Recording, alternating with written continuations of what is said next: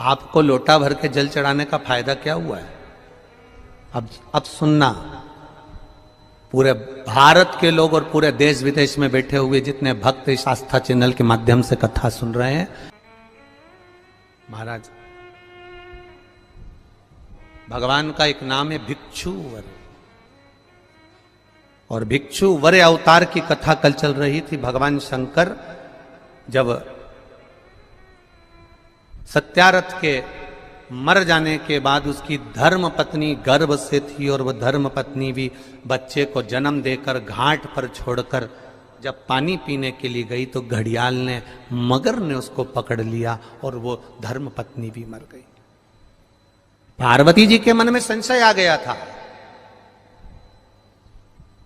पार्वती जी के मन में संशय प्रकट हो गया था कि ये शंकर भगवान की उपासना करता है, ये शिव का भजन करता है। राजा सत्यारथ शंकर भगवान को जल चढ़ाता है, राजा सत्यारथ भगवान शंकर की आराधना करता है, शिव की आराधना करता है। उसके बाद भी इसके प्राण छूट गए। इसकी धर्म पत्नी वो भी भगवत भजन में डूबी रहती है, उसके प्राण छूट गए। इसकी राज सत्ता चली गई, उसका वैभव चले गया, उसका बच्चा नदी के घाट पर पड़ा हुआ है।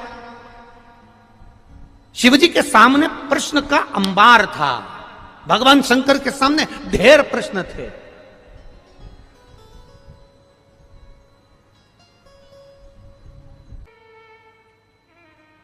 शिव का जो भक्त होता है वो विश्वास पर जीता है, भरोसे पर, दृढ़ता पर जीता है।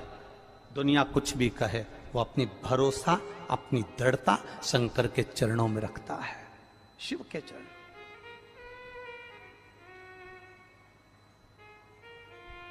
पार्वती, तुमने राजा सत्यारथ का जीवन देखा है, तुमने राजा सत्यारथ के लिए, तुम कह रही हो कि राजा सत्यारथ पूजन करता था, पाठ करता था, अर्चना करता था, शंकर को जल चढ़ाता था, शिवालय जाता था, और उसकी धर्म पत्नी भी जल चढ़ाती थी, शिवालय जाती थी। उसका बच्चा पड़ा हुआ है, उसका पूरा वैभव चले गया। शंकर की आराधना करने वाले को इतना कष्ट होगा, शिव की आराधना करने वाले को इतना दर्द होगा, शंकर की आराधना करने वाले को इतना दुख होगा, ये तो होना नहीं चाहिए था। ये दुख कैसे आया?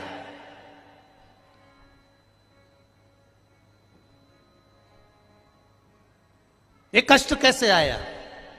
ये तकलीफ कैसे आई? शिव जी ने कहा, पार्वती चल मैं तुझे घुमा के लाऊं, और घुमाया। जलाशय में पार्वती जी को पूरी लीला का दर्शन करा दिया कि पूर्व समय के भोग के कारण, पूर्व समय के दूसरे का सामान ले लिया था, दूसरे के घर पर आक्रमण कर दिया था, दूसरे का वैभव चुरा लिया था, दूसरे का धन चुरा लिया था, दूसरे की सत्ता चुरा ली थी।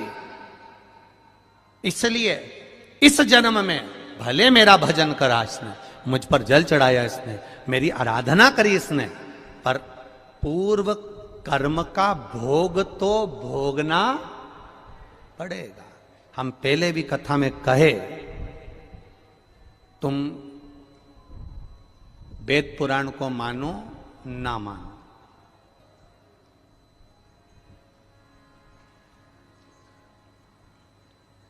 तुम धर्म शास्त्र को मानो ना मानो, तुम अपने बड़ों को मानो ना मानो, तुम अपने गुरु को मानो ना मानो, पर इतना जरूर मानकर चलना कि कर्म का भोग तो परमात्मा को भी भोगना पड़ा, तो अपन तो मनुष्य हैं, भोगना पड़ता ही है, पड़ेगा। कोई तुमसे कह दे मेरे पास आकर बैठ जा, मैं दुख नहीं आने दूंगा। कोई तुमसे आकर कह दे कि मेरे पास आकर बैठ जा, मैं ऐसा काम कर दूंगा कि तुम्हारे जीवन में दुख नहीं आएगा, तकलीफ नहीं आएगी, कष्ट नहीं आएगा, तो समझ लेना कि ये बेवकूफ बना रहा।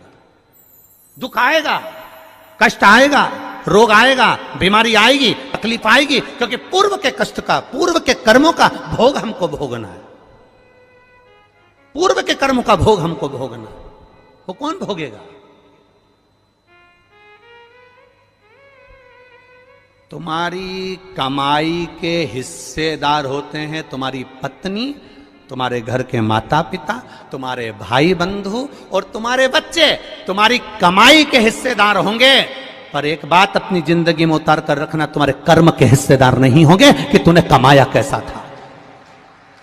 तुम्हारी कमाई के हिस्सेदार तुम्हारी पत्नी भी होगी, तुम्हारे बच्चे भी होंगे, बेटा भी होगा, बेटी भी होगी, माता भी होगी, पिता भी होंगे, भाई भी होंगे, बंधु भी होंगे, बहनें भी होंगी, उनके सारे रिश्तेदार होंगे, तुम्हारी कमाई के हिस्सेदार होंगे, और तुम्हारे कर्म के हिस्सेदार नहीं हो सकते। कर्म का भोग तो तुझे अकेले ही भोगना है। तब वो परमात्मा भी कहेगा कि तेरा क्या होगा रे कालिया।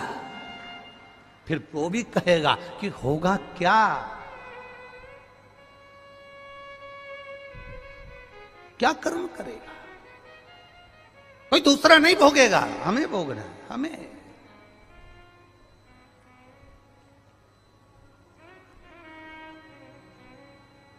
महाराज